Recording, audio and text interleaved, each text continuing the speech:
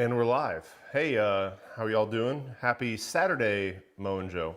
It's 10 a.m. Saturday, July 11th or something like that. July 7th. We're well into 2020, I'm told. Today we are going to be building a clamp rack because my clamps are all just, let me show you. My dad's not here today. I gave him the day off. It's his birthday. But I'm going to show you the mess I'm dealing with clamps right now. I just kind of got all my large clamps and just threw it in a pile by my jointer right now. So I want to get some way to get those up off the ground and up onto a wall. Let's get you locked in. Whoa, still low. What's up? Okay. Where am I? I can't frame a shot to save my life today. There we go. Okay, so today I'm going to be building the clamp rack, and I do it a little bit differently when it comes to clamp racks. I generally like to build sort of a substrate. So I've got this 6 foot by 22 inch substrate here that I'll be working from. You see how much harder this is without my dad around? So I've got this 6 foot by 22 inch substrate that I'm going to mount over by my down run by my bandsaw. And this is going to be the substrate for all my clamp storage.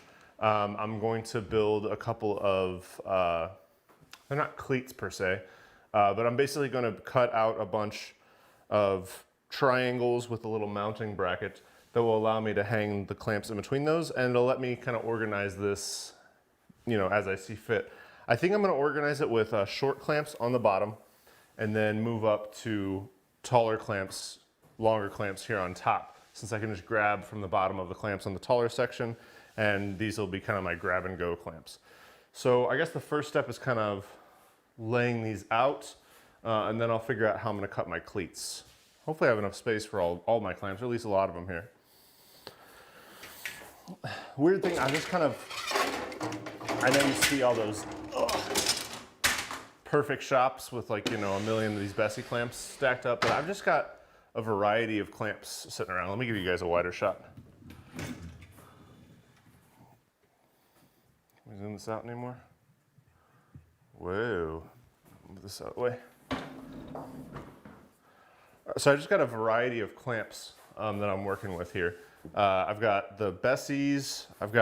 These are awesome if you ever get your chance to get your hands on these. These DeWalt's pinch clamps. These things put just an absolute ton of clamping pressure down.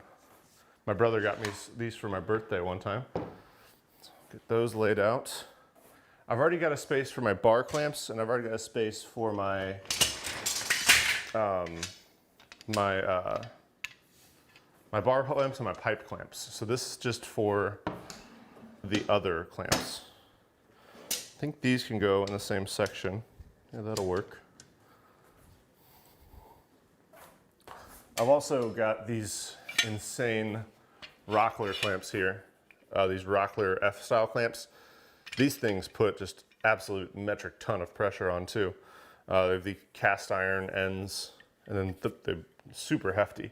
And then I like that the twist clamp here, you can put it that way. And then when you really want to tighten it down, which you shouldn't do that often, but still if you need to you know, close a gap or whatever, you can put a little extra pressure on it that way. So I'll put this maybe midway. Yeah, probably like under there. My Besies, I'll put in the middle there also.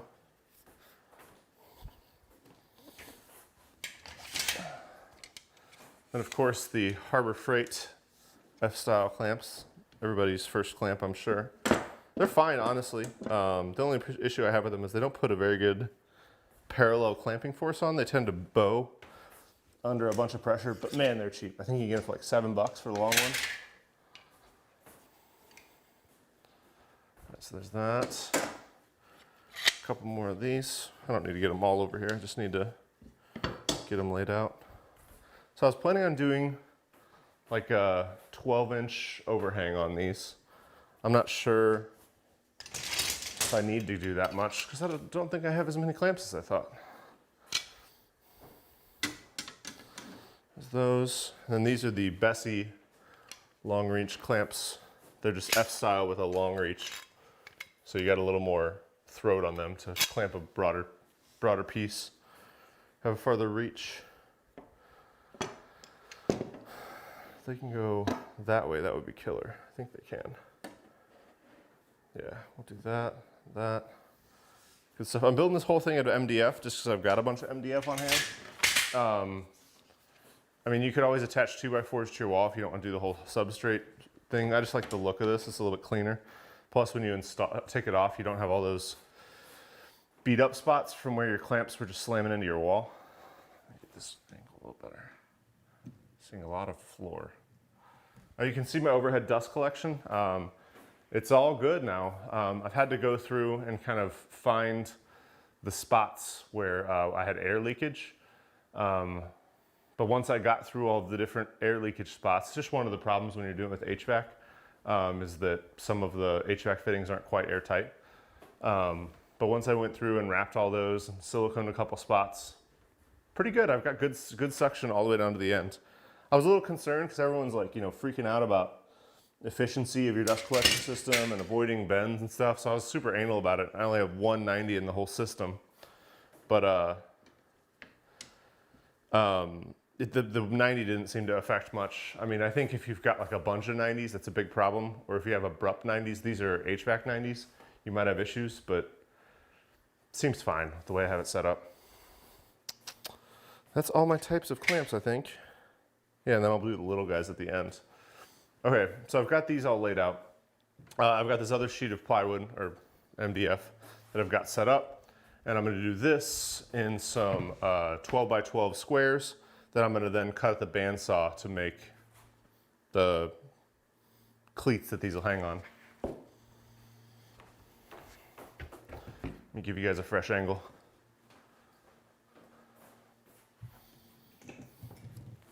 I don't know if you saw on Instagram, but I built that live streaming cart. That's what I'm using right now.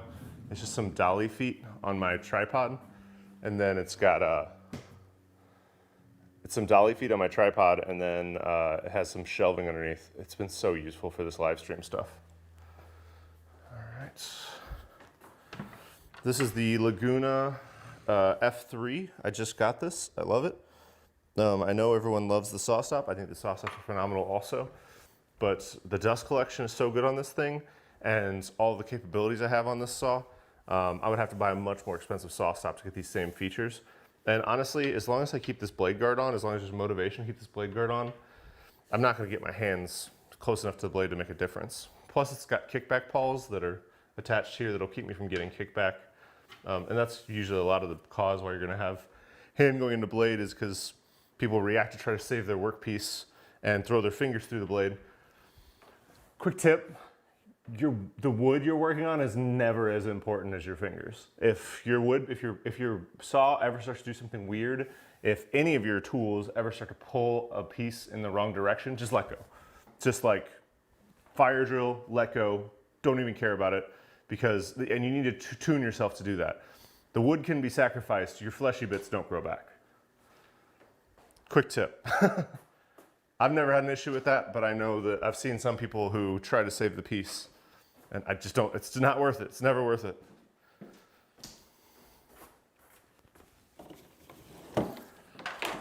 My shopping. Sort of compact mode, I've been doing a lot of auto detailing these last couple weeks, so I gotta make some space so I can get that full 4-foot cut through.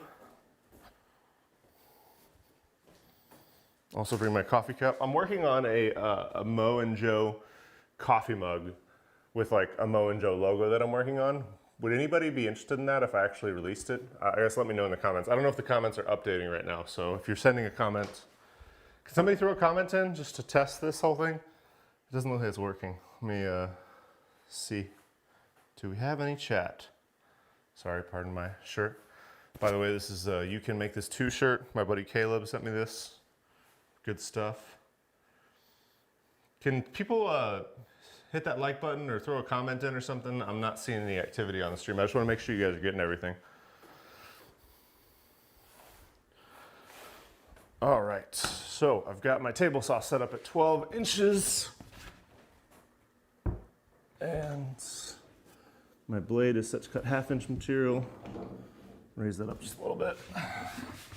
And we'll cut a bunch of these cleats.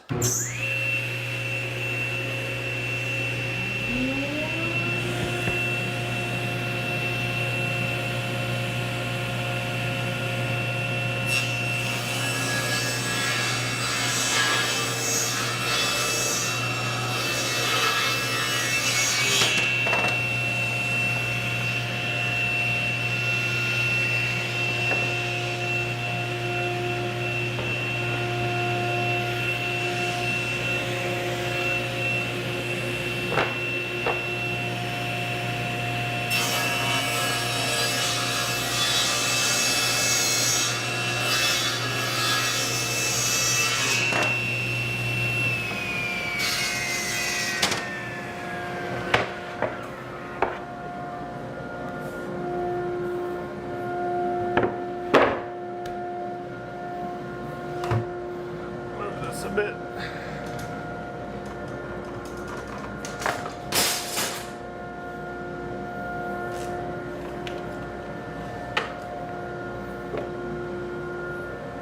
Get myself my full cross cut set up here. Ooh. Move the router table out of the way. Okay, should have my full 4-foot cross cut now.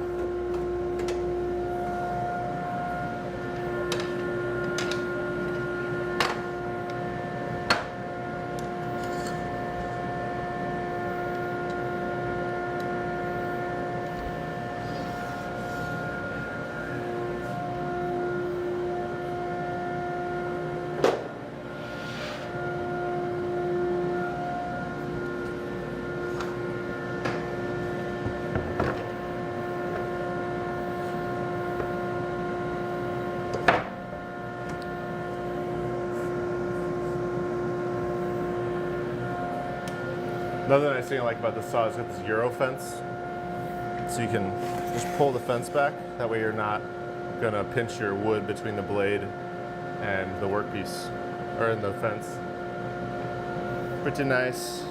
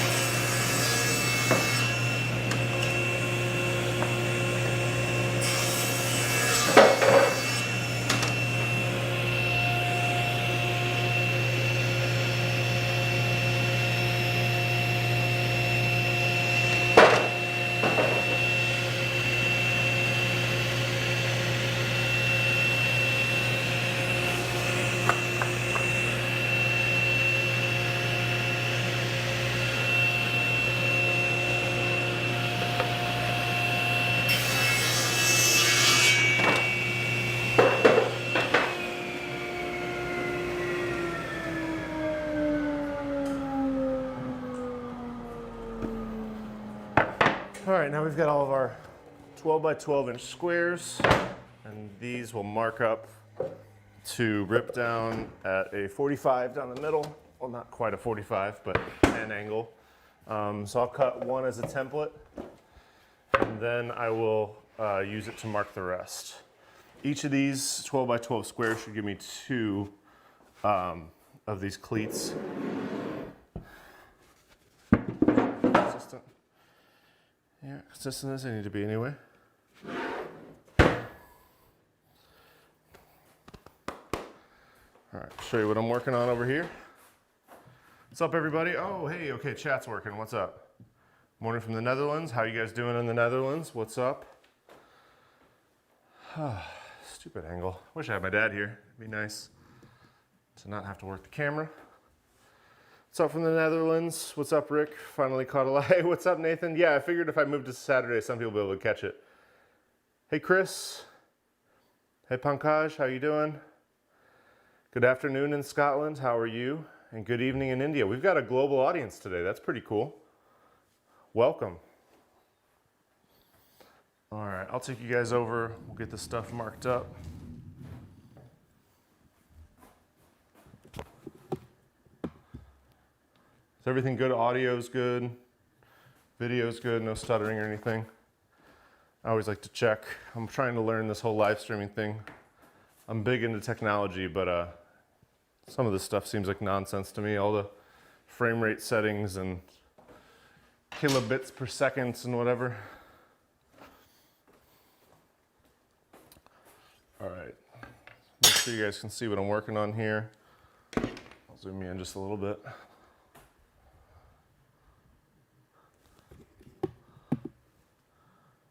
All right, so these are my 12 by 12 squares. This is my coffee. Just a taste of MDF. So what I'm gonna do is I'm gonna mark out the nose of each of these.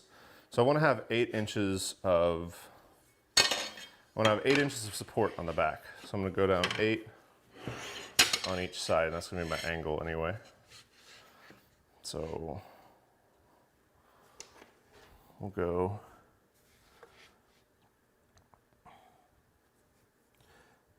8, and from the other side, we'll go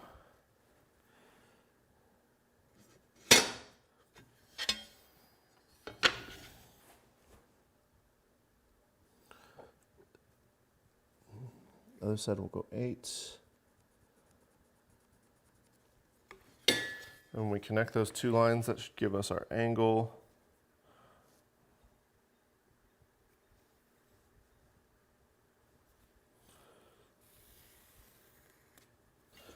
And then from the top, we're going to do a 1-inch little like recess that the clamps can sit in. So we'll do 1 inch right there. And then we'll do, what do I do? We'll do like a 2-inch, like a 1.5 nose on them. 1.5 inches on the nose. Mark those lines out. These are some simple cleats that we're going to screw from the back into that sheet of MDF. I mean, this is definitely not the easiest way to do these, but it's the way I like to do them. I'm going to round off because with MDF, since it's got grain going in every direction, if you have too many straight edges where you're going to get any pressure, it's going to knock off. So I'm going to round this little spot over.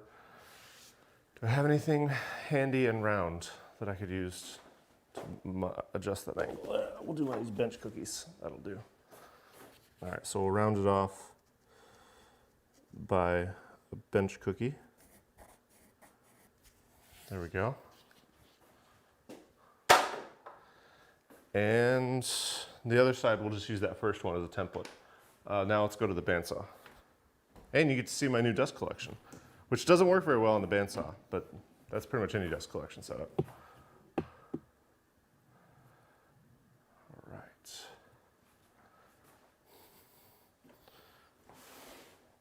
So I've got the bandsaw set up with this 1/2-inch blade. I believe it's a Timberwolf blade. I don't need all that throat. I just changed out this blade because I had a really small one for doing curves on before. I just switched it up to a wider blade, so the blade guard is up really high just for that reason. So I'm going to plow right down the middle of this line, and then I'm going to flip this over and use it as a template for the other side. Got that. Flip on my dust collection. Maybe. There it goes. We got a blast gate right here.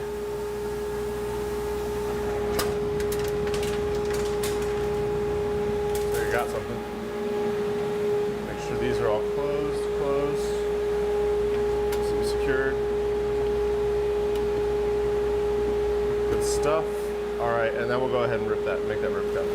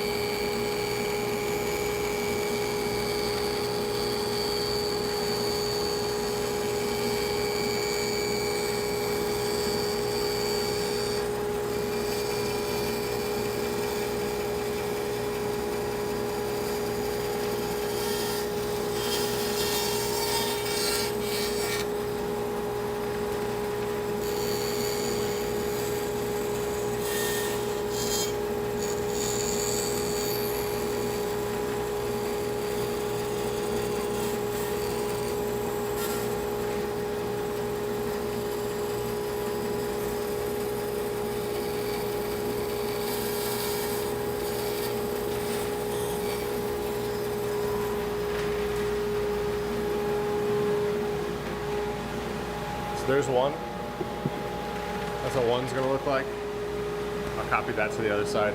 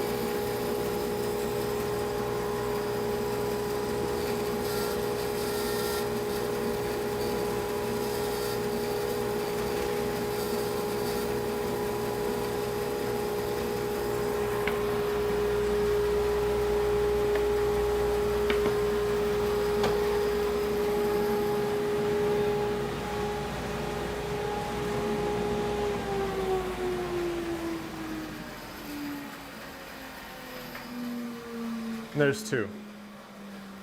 You can see they're pretty close to the same. Good enough for a shop project anyway. You could always set up a table saw jig or like a chop saw or something like that to do these angle cuts. And that might make them go quicker and cleaner. But I don't know, I've been falling in love with my bandsaw lately, so they're pretty straight. Not much gap there. You could sand them if you really want to make them crazy, but this is a clamp rack, so I'm not too worried about it. I could make 1,000,000 of these, but I can't hyperlapse real life, so I don't really want to waste all you guys' time by showing me making a bunch of these. So I have more stuff to cover today. So I'll show you how I install at least the first set here. Flip the camera around again.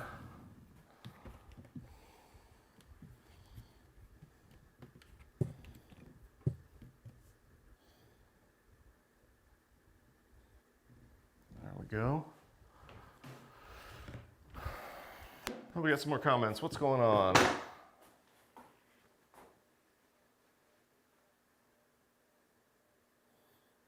Morning from California. Hey, what's up, Christopher? Is it Sunday? No, Saturday. Sorry, Mom. Saturday in India. Yeah, it's Saturday here too. We're doing a Saturday live stream. We're weird today. I don't know. They never really work the way we need them to. Some barely meeting standard. What are you talking about there, Christopher? I didn't see anything. Oh, you're talking about the streaming stuff. Wouldn't it be more consistent and quicker to drill holes for the radius? You're talking about the radius of the... Sorry, this is for Richard. Are you talking about this radius? Yes, you could drill a hole for the radius, but this is a quick shot project. I'm not really too worried about it being terribly consistent. But I suppose I could go and drill a bunch of those, the drill press. You know what, Richard, you're right. I'm gonna do those and the rest of those. It's a good idea. Okay. Okay. So we'll start, sorry, I didn't mean to turn my back to you guys. We'll start with this one for the Besie clamps. You want it to be snug, but not too snug. So I'll get about like that. I just want the clamp to be able to easily slide in and out.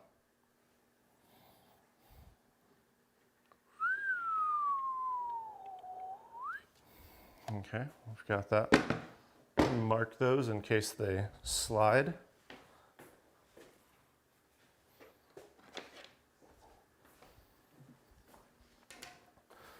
Use a pencil. All right, so mark the inside dimensions there and mark the top area, outside edge, why not? And then I'm going to use a square just to make sure that everything's all lined up. Use a smaller square.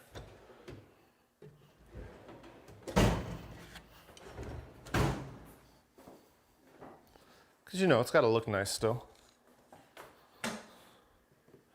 So I'll just set this to that dimension there. Just make sure that's all good, and it is. Then I'll overhang it here. You guys can barely even see what I'm doing, I'm sorry. Pull that to the top here, and we're good. And make sure that the measurements of the outside one are all the same.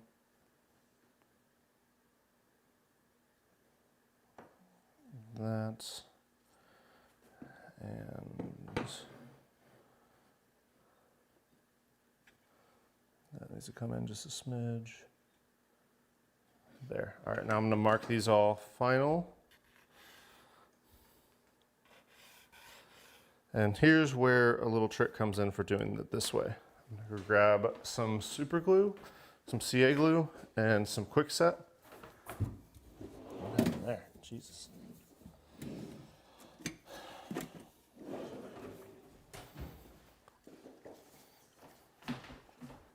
Let me reframe this because you can barely see what I'm doing.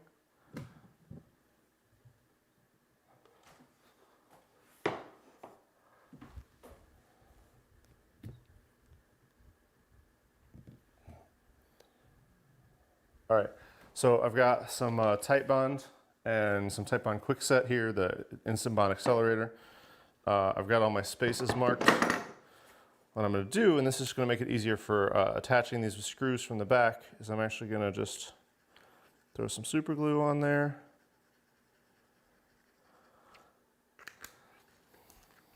Hit the other side with some accelerator.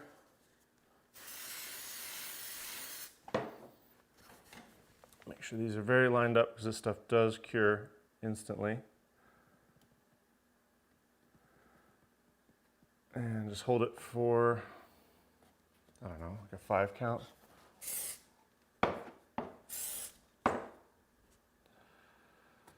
And we're good. I'll do the other side.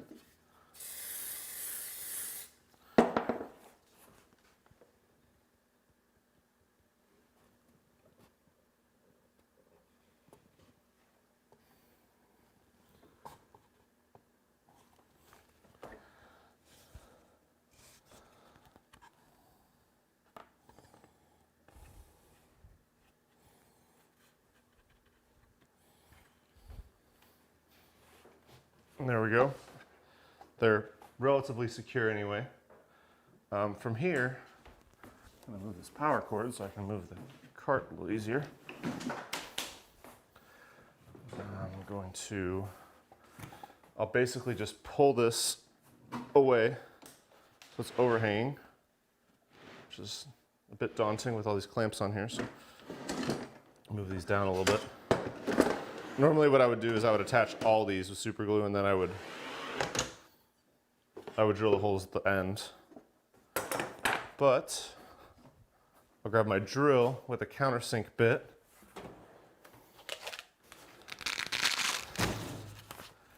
As well as my screws of choice. Which, I mean, you could use MDF screws for something like this. That would be textbook. But I use these self-tapping. Jesus, what do I have? Oh, I have a clamp set up over there. Duh.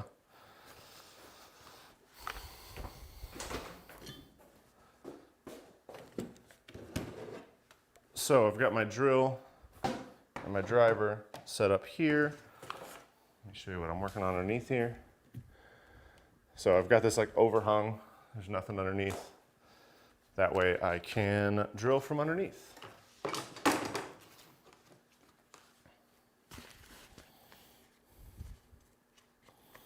So I got my countersink bit. And I've got my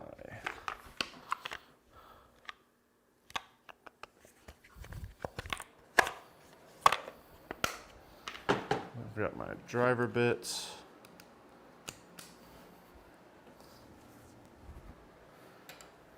I'll use this. I use a framing square here to mark out the edges. That way I don't drill into nothing. So when I go under here, I can just use this to reference where one edge is.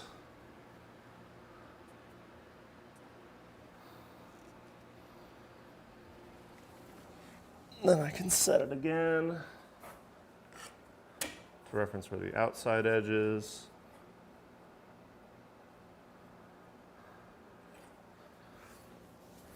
You do this however you feel comfortable. I don't mind getting on the ground. There's the outside edge. All right.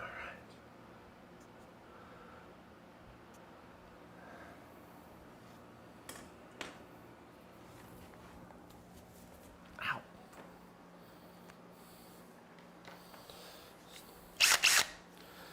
And then we just pre-drill, I don't know, like 3 or 4 screws per.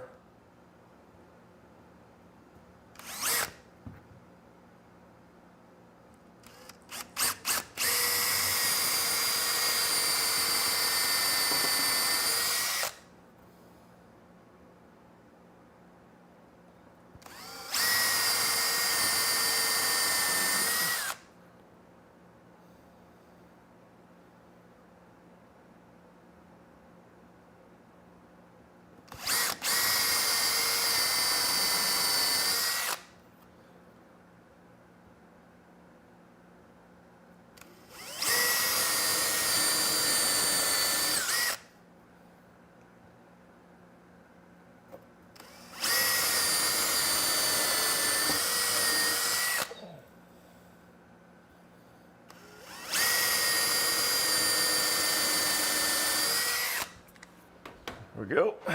Pre-drilled for our 3 screws. Drive those in.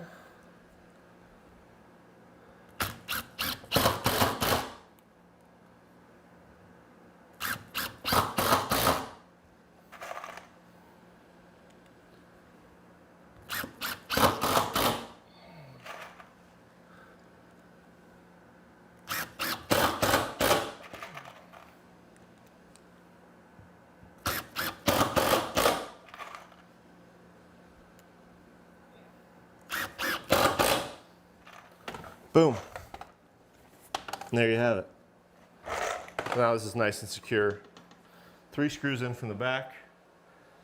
And the reason I do this way, The reason I do it with a big sheet like this is, like I said, both to protect the wall, and then also this way my whole clamp storage solution is all like one like monolithic entity, instead of having to worry about like moving, if I ever wanted to move it to a different wall, instead of moving just these, you know, and finding new spots for all of them, just take all my clamps off, move this entire assembly to a different wall. Now I've got a new spot to put my clamps. So if there's any comments. What's up from North Alabama? How you doing?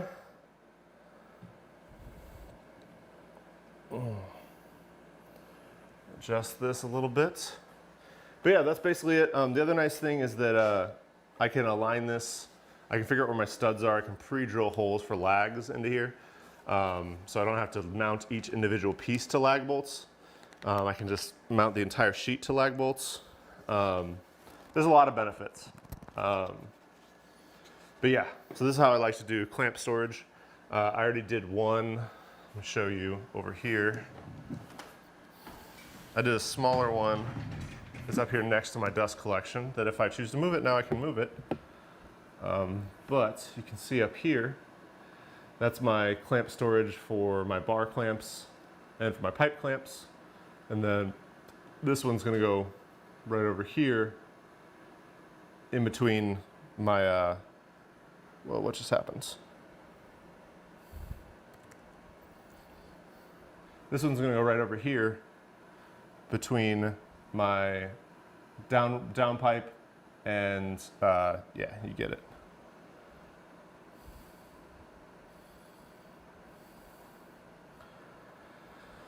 I really hope my live stream's just still going. I accidentally hit something on my computer and did something. We'll see. But yeah, so this is the area. So this 22 by 6 foot section is all gonna be clamps now. I wanna take a second to thank the sponsor for Mow & Joe, which is a Toro mowers. So this segment was kind of something I've wanted to, This segment was kind of something I've wanted to do for a while, but Toro mowers was helpful enough. They provided me with a Toro time cutter to help me out with my mowing, to free me up a little bit of time on my mornings. So the Toro time cutter is a really nice, I've got the 50-inch model, but I'll link below to the other models. It's a really nice mower that's zero turn. It's got a 26 horsepower, 24.5 horsepower Kawasaki motor, so it's a really nice commercial quality motor with it's got a forged iron bed, so it's not gonna get bent out of shape from the occasional run-in with the tree.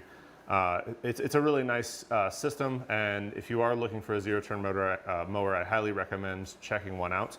But I really, at the end of the day, just want to thank them for facilitating me being able to share with you guys every weekend just a little bit of my time around the shop. From here, we're going to go into some of the makers of the week, though. What is going on here?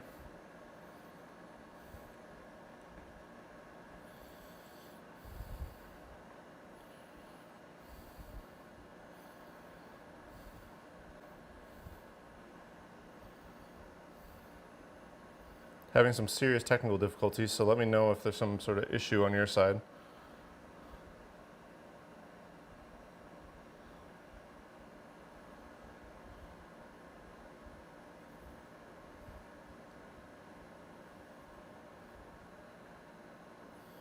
It appears my stream is up, but something's messed up.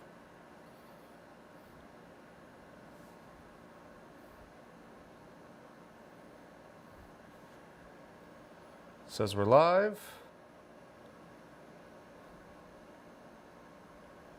Double checking. Let me see if it's live on my phone. Sorry guys, technical difficulties right now, trying to figure out exactly what's going on.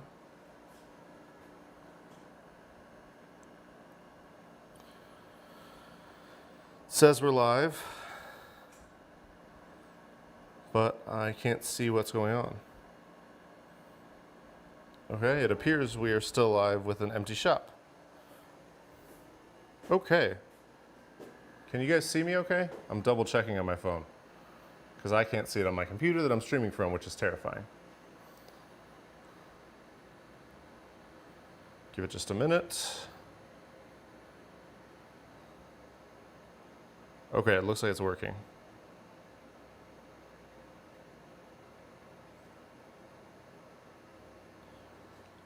This streaming stuff is some of the hardest technology problems I've ever had to solve. Just heads up. If you plan on streaming or if you appreciate a good streamer, make sure you're supporting them because it's a lot of work. It's definitely non-trivial to do this kind of stuff. Well, I can't see your comments very well right now, but please keep dropping them in. I'll keep them up on my phone so I can see what's going on. I want to show you kind of a little shop update, and then we'll talk about the makers of the week, so long as my computer doesn't, freak out. We'll see. All right.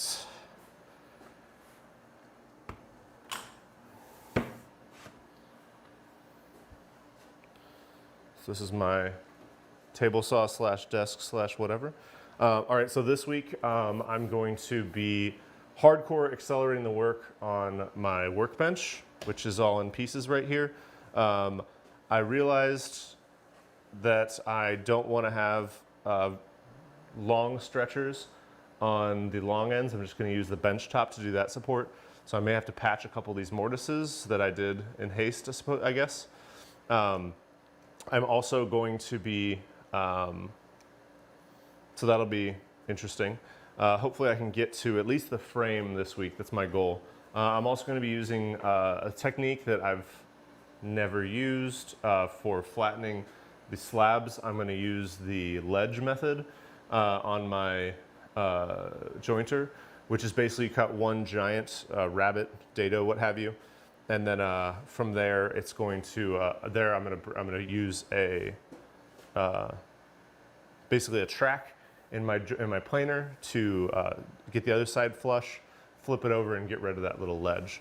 So hopefully that all works out as smoothly as it seems to. I'm not sure how it's going to work with such big slabs, but at the end of the day, it's going to be a 5-foot bench made out of white and red oak. In the Roubeau style with a split top. And then I've got some other tricks up my sleeve from there. Oh no, coffee spill. Okay, glad the stream's still working for you guys. Now let's go to the makers of the week. Hopefully this part of the stream works just as well. Our usual trip into the abyss. So for makers of the week, the 3 I have selected for this week are Midwest Man Caves, or as it used to be known as Man Cave Floorings. This is the company I actually went through to get the flooring into my shop. I wanted something unique that was vacuumable, but that still had sort of a differentiation, a different look to it. So I went with Man Cave Flooring. If I would have gone again, I would have gotten these wider treads. They would have been a little bit easier to vacuum, but I have the tighter treads. Let's see. Not quite these, actually even tighter than this. They are really nice to walk on, and they're easier for like tool wheels to roll on, but they are a little bit more difficult to vacuum. I think these are what they're called. Yeah, these are them. So really nice setup, fantastic company. I think he's based out of Illinois, so just one state over. Makes some really good stuff. I think he's a reseller from Swiss Tracks. But all those really high-end garages that you see, with the Ferraris and whatever, have those in them. And I figure I've got all these nice Laguna tools. I've got the Ferrari of tools in here. I might as well have a nice showcase flooring on there. The next creator of the week for this week is Bourbon Moth. He made this rustic storage cabinet, which I really like the way that the smoking turned out on the oak. Or I don't know if it's smoking. I think it's just a Rubio stain finish, but I really like the way that turned out. He's also, I think I showed you this a while ago, for his son, he built a tank cover for their Z-turn. I think it's actually the same one I have. I think it's a time cutter. But he built this tank cover for it. It's awesome. And with the way a Z-turn works, it actually looks like a tank driving around when you're flipping it around, so really cool. But yeah, Jason's a really cool guy. And then my third, I think I've shared these guys before. I think I've shared Jason before too. Third one though, these guys are always just so impressive. These guys are local woodworkers here in St. Louis. Gable Co. Furniture made this just beautiful Burmese teak trestle table. Looks like it's in like a high-end office or a high-end house.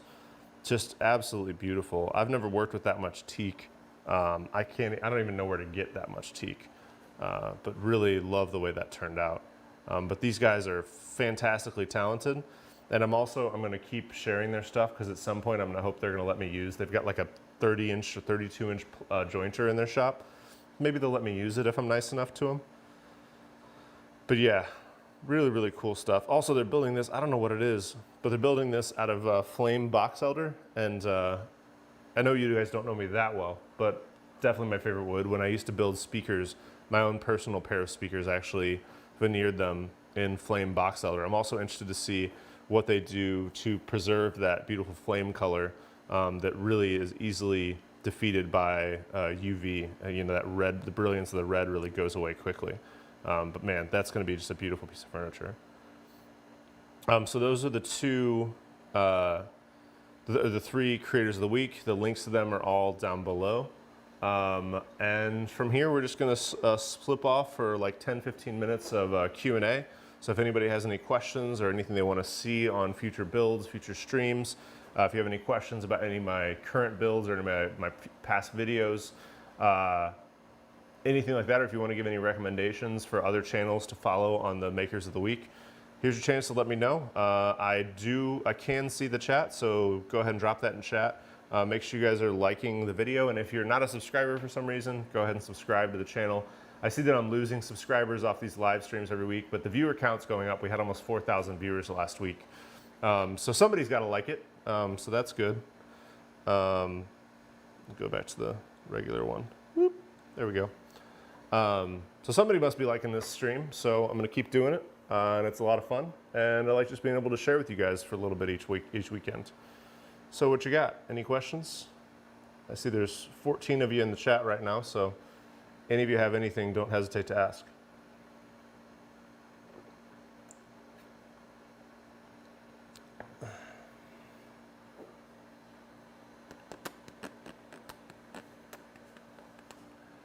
Yeah, so one of the things that's really put me off of building this workbench any faster is, I mean, even this is the smallest piece of the frame. This is one of the short stretchers for the bottom apron. And even this thing weighs like probably at least 5 pounds. These legs are 5x5s that are solid red oak. And they're just huge. They're just enormous. So just carving all this material away, and see, here's one of the mortises I'll have to fill. Carving all this material away, and also just picking these up several times a day. It's just not fun. It's not fun, but that's the workbench that I want in the end. I think these are going to end up getting shosugi bonds before I put them in.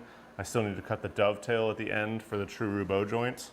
I got a few more mortises to carve out, a few to patch up, and I've got one more.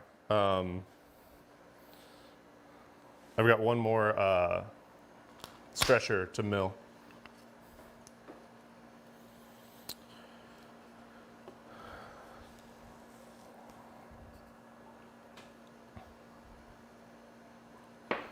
Okay, so Richard Cherry, on the bench build, can you incorporate the mortise for end clamps? The mortise for end clamps. Are you talking about an end vise? How to do the mortise in that? If you could clarify, I'd love to answer that question. But incorporate the mortise for end clamps. Yeah, I'll try. I don't know exactly what your question is, but I'll be happy to answer it if you want to clarify. Adrian Abshire, new here. What type of woodworking do you normally do? What is your hand to motorized tool mix, please. I generally, so I tried to do hand tool exclusively because it's really what I enjoy doing. The problem is that in doing woodworking on YouTube, and unfortunately with YouTube, if you don't put out like at least like a video every month or so, you really get penalized for consistency. It's really difficult to do hand tool woodworking to the degree to like actually have a YouTube channel that has any amount of content on it. I don't do this full time. I work full time and I do this in the evenings. My mix is probably 70 to 80% woodworking with power tools and machines, and then probably 20 to 30% hand tools. I have done several like hand tool only projects, and I try to do those every now and then. So if I ever start to feel myself like phoning one in or like starting to become like just do those generic 2x4 projects, no offense to anyone that does them, it's just not my style. But if I start feeling myself moving towards doing like generic 2x4, you know, slap and glue them together projects, I'll challenge myself to a hand tool build. So the most recent hand tool only build I did was, I'll just link to the video down below, was a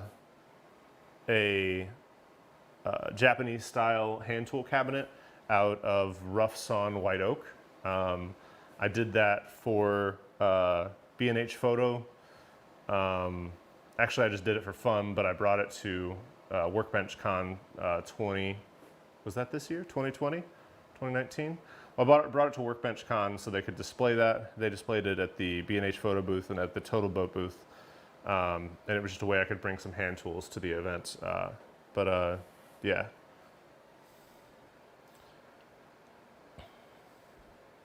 Oh, like a Moxon vise? Yeah, I might do something where to like integrate a Moxon vise. I love Moxon vices. I just like having the extended reach of those. It's nice to have. Okay, about the same as me so far, getting acquainted to hand tools, love it so far. He says while standing at his saw stop cabinet saw. That's, yeah, I mean, the thing, my only problem with like hand tool only woodworking is that most of the guys that are doing hand tool only woodworking on YouTube have an entire shop of some of the nicest tools you're ever gonna see. Not to say that hand tools aren't great, and it's definitely more enjoyable, especially as a hobbyist, to do hand tool woodworking, but it feels to me disingenuous to like leave the tools that I have in my shop off to the side most of the time, or it feels even more disingenuous to use them off screen and then like show you, you know, just the finishing touches with the hand tool.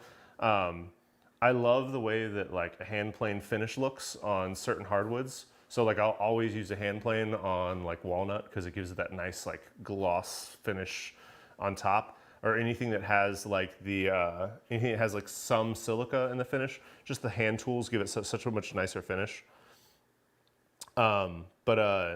You know, I'll use whatever the best tool is for the job.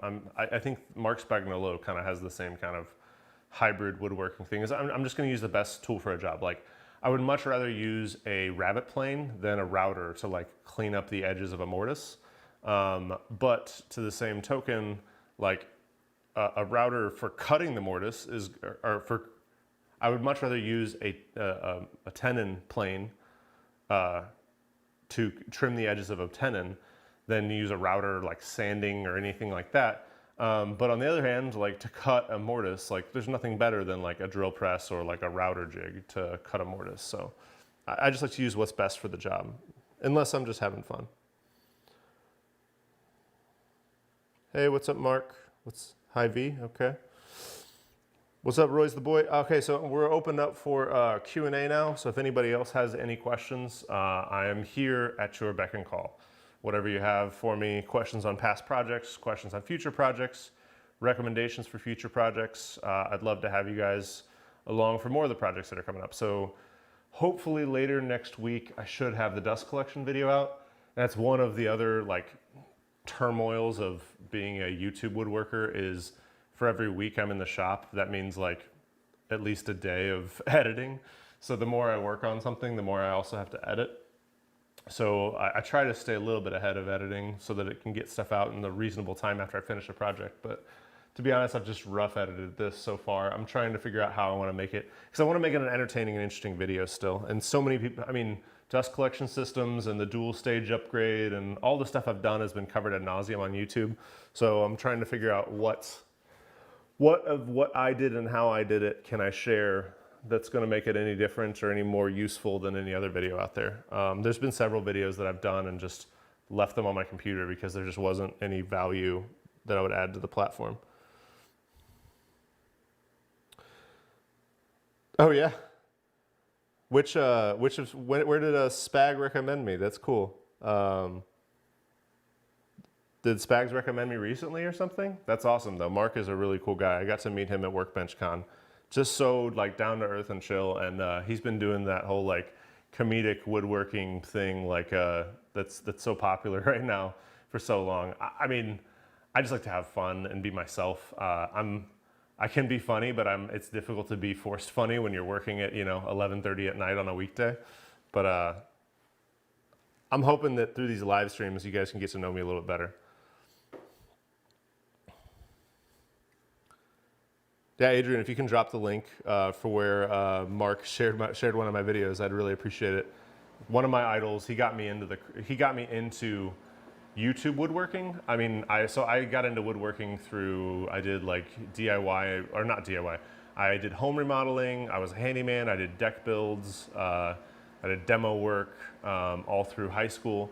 And then after I got into the professional world, I've always been an artist and I couldn't not make something with my hands. So I work in technology on my day-to-day, and there's not a whole lot of whole things you get to build in working in technology. So in the evenings, I just like to get into the shop, be able to make something, and then I also enjoy computers. You'll see a lot of my builds are computer or woodworking mixed with building computers videos. So I enjoy the editing side, not quite as much as the woodworking side, but it's getting higher and higher.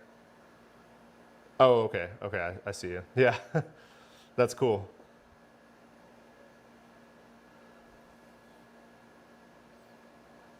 Bandsaw, I've never used one, but I'm looking for something that I can resaw 8/4, probably 10-inch wide lumber from my local hardwood supplier.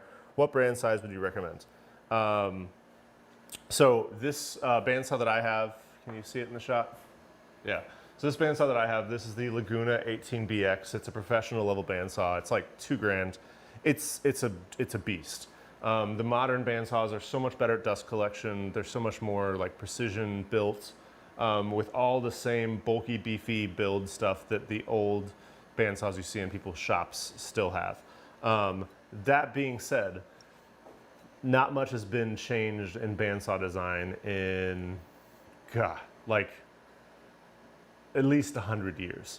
So if you're looking to get a good value on a bandsaw, there's a ton of bandsaws that are built around the Delta 14-inch. Yeah, I think the Delta 14-inch platform. And then Delta on their 14-inch, you can also get an extender so that it can have more resaw capacity. So 14 inches, so this is 18 inches means it's 18, so 18-inch bandsaw means it's 18 inches from the blade to like the throat of the saw. So like if I'm cutting a circle, the biggest radius I could cut would be 18 inches.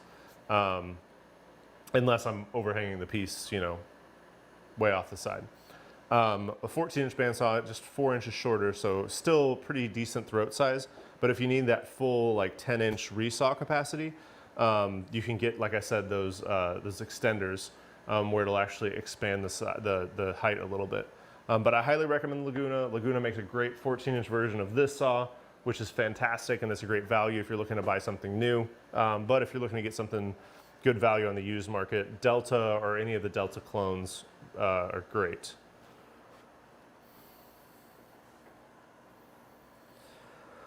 I could have bought Laguna 18 for $800 and didn't have the money. I was just starting out and didn't realize what it was. Yeah, that's a big miss, man. That'll happen all the time, though. There are a bunch of options in bandsaw, though, and they all do great. Watch some of Alex Snodgrass's videos on how to set up a bandsaw. buy good sharp blades and don't hesitate to replace them when they get dull or learn how to sharpen them. I mean, it's like I said, the technology in these things has been around like 100 years, so nothing really changes. You can fiddle with the bearings, fiddle with the, figuring out different ways to tension your blade based on different recommendations. Snodgrass has pretty foolproof ways to set that up. I'll probably share him as one of my makers of the week next week because his videos and just his stuff is so useful. I got to meet him once at a woodworking show here in St. Louis, and I actually got a little, he cut me a cherry deer, and just bonkers how good that guy is with a bandsaw. And he also sells some good products to help you out with learning a bandsaw. I could have bought another. Is there a better length of blade to consider? I've been looking at tabletop model, but really want one of the bigger ones like you have watched Snodgrass, yeah. I don't know. I'm not like a guru. I'm not Jimmy DeResta. I'm not Alex Snodgrass with bandsaws. I'm relatively new to having my own. I've used them in other people's shops a long time. I think honestly, the length of the blade doesn't matter a whole lot other than like availability, but most of the blades that are standard across all these saws are pretty easy to find anymore. So like this thing takes like 142 inch, and I've still got tons of options as specific as that is. It's more about the blade width. One thing I would consider, I actually bought like this really, really nice, it's a fantastic blade, but let me tell you about it a little bit. So technically the tires on my saw, the maximum blade they can take is 1 1/4 inch blade. So this is an 1 1/4 inch Resaw King from Laguna. Fantastic, like carbide tipped blade, and the wider blade means it's gonna track potentially straighter. But the problem with this is going with a blade this big on a saw with tires like this is I don't have a lot of wiggle room, because a lot of what you're gonna be doing is fixing the tracking of the saw, and like with Alex Snodgrass's method, getting the gullet of the blade right on the ridge of the tire. With a blade this wide and with the ceramic bearings that are the ceramic guides that are on the Laguna, it's hard to get a blade this wide to actually track perfectly straight. So if I were to use this for resawing, I couldn't really use my fence and expect to get any sort of reliable cut without significant amount of drift. So I actually downgraded from this to a 3/4 inch blade, just so that I can make it track better. There's so many things in bandsaws to make them more and more effective, but I would recommend getting a floor standing model because they have better dust collection and you don't have to build a cabinet, and more versatility, and you usually have more throat, more height, all those things. You're also going to usually have more upgradability. The more bandsaws, the better though. I mean, once you get into them, I always say it's kind of the bandsaw is the tool that allows you to break outside the box, like literally. There's no real way to make, I mean, you can make router jigs and whatever to make curve cuts before you get a bandsaw, but once you get a bandsaw, it almost encourages you to introduce more flourishes and more detail and more curves into your projects. So I highly recommend just getting whatever bandsaw you can use, because it'll totally change the way that you build. Now, I could have afforded a bandsaw earlier.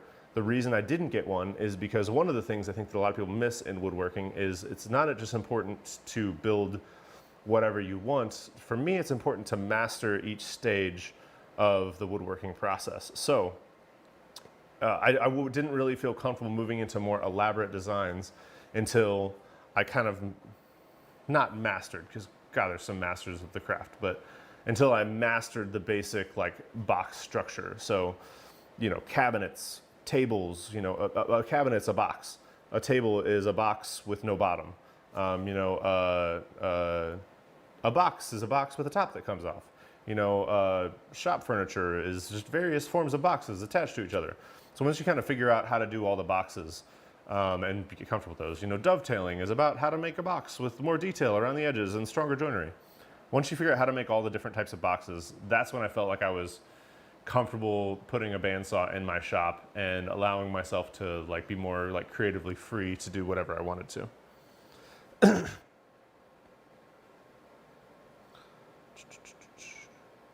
Do I have an opinion regarding wood slicer blades versus a carbide blade? Carbide blades are better, but they do take more kerf. Do I have a strong opinion one way or another?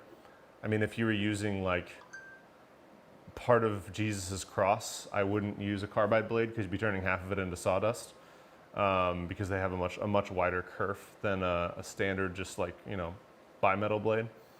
But otherwise, no. It's like I said, the fancy blades do really good on really, really big bandsaws, but on just like a regular bandsaw, or even like a really nice like professional bandsaw, like step down from, you know, the wider tire ones. Those super, super broad blades with the carbide teeth, you have trouble refining the tracking on them. But I mean, I've seen some professional like giant bandsaws where, you know, running 1.5 inch, 1.25 blades, where they track like a freaking table saw. Like they're straight and smooth off all the cuts. But I mean, with the carbide teeth, when you get it humming just right, I mean, you can do resaws where you barely need a sand. It's insane. I think I got time for a couple more questions. We're a little over 11 o'clock, but looks like we got 20 viewers in, so see if we have any more questions into the Q&A.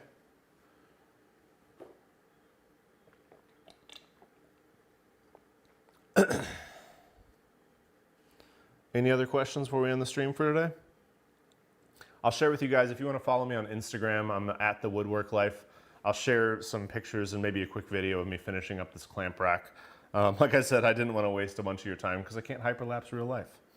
But I'll share a video and some pictures from me finishing up that build on Instagram at the WoodWorkLIFE. You can also follow me on Twitter, at WoodWorkLIFE. Just kind of general musings and nonsense on there. And I'll also be sure to inform you guys when I have a new video or a new live stream coming. You can also check me out on YouTube, obviously.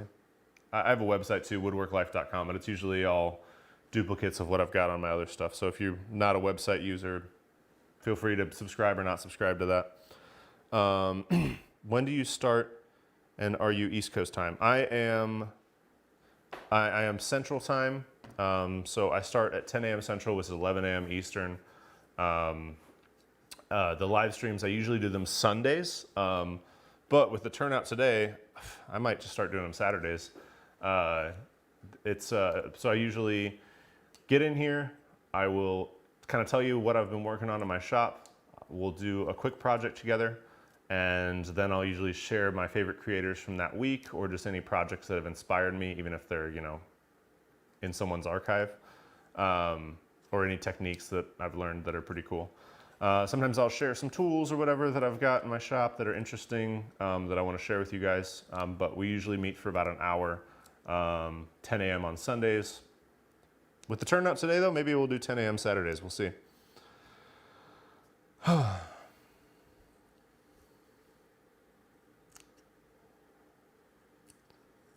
Yeah, I think I might start moving to Saturdays. I think it might be more people on here at that time, but we'll see.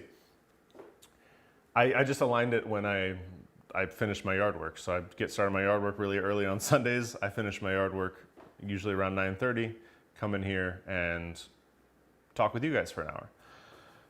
So anyways, that's, I think, the stream for today. Today we built that clamp rack, or at least we started the build, kind of showed you my technique for how I install clamp cleats.